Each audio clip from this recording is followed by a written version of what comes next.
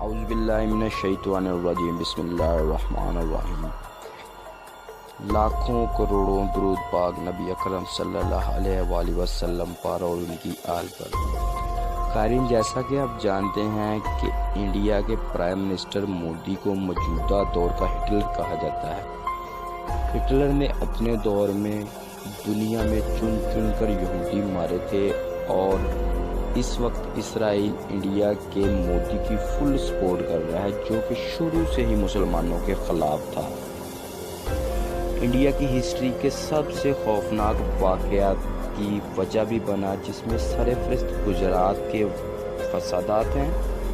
جن میں ہزاروں کی تعداد میں مسلمانوں کو شہید کیا گیا۔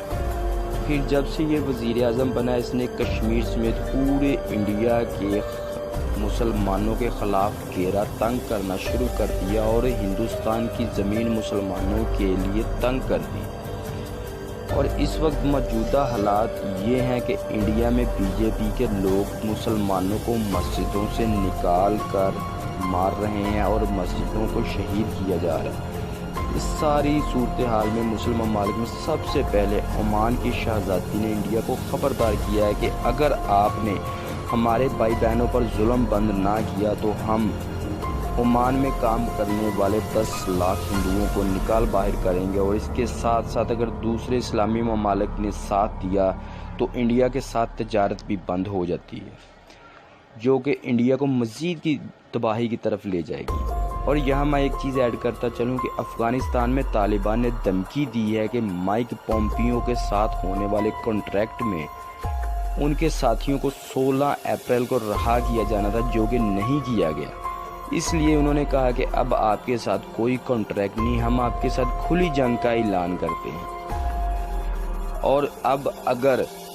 وہ طالبان حملے کرتے ہیں اور اشرف غنی کی حکومت کو گرا دیتے ہیں تو امریکہ، جو تقریباً افغانستان سے جا چکا ہے، اس کے صرف 800 کے لگ بھگ فوجی ہے وہاں پر، اگر طالبان نے انہیں مار بگایا اور اشرف غنی کی حکومت کا تختہ الٹ دیا اور قبضہ کر دیا افغانستان پہ، تو انڈیا کی وہاں پر پڑی ہوئی اربوں ڈالر کی انویسٹمنٹ بھی جاتی رہی ہے۔ اس لیے مودی کو اب سمجھ نہیں آ رہا کہ وہ کیا کرے، کیونکہ انڈیا میں آلریڈی پہلے ہی بہت ساری تحریکیں چل رہی ہیں جو انڈیا کے خلاف ہیں۔ جیسا کہ ریاست ناگالینڈ کا سب کو پتہ ہے، انہوں نے اپنا پرچم الگ بنا لیا، آرمی الگ بنا لی، اور انہوں نے اپنا الگ سے ایک ملک بنا لیا۔ اسی طرح سکھوں کی ریاست تحریک خالصتان اس وقت اپنے عروج پر ہے۔ اس ساری صورتحال میں اگر عمان نے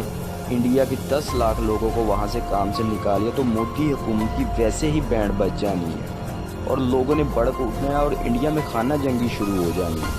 اس لیے مودی کو چاہیے کہ فوراً اپنے اس فیصلے اور کرتوتوں پر غور کرے، ورنہ صورتحال یہاں تک آ جانی ہے کہ جو